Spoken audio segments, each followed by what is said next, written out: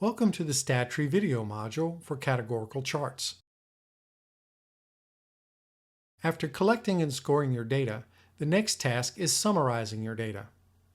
This video will cover chart building for only categorical variables, such as race or gender, and any other variables on your survey which are measured as nominal.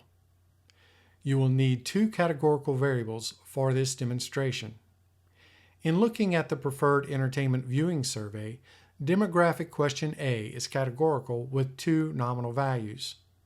Demographic Question B is categorical with four nominal values. These will be the variables we will use for our demonstration. To generate charts for variables in VS Code, type in the following Julia code. This code can be copied from the new browser window when you press the script button on the sending page from the Stat Tree module.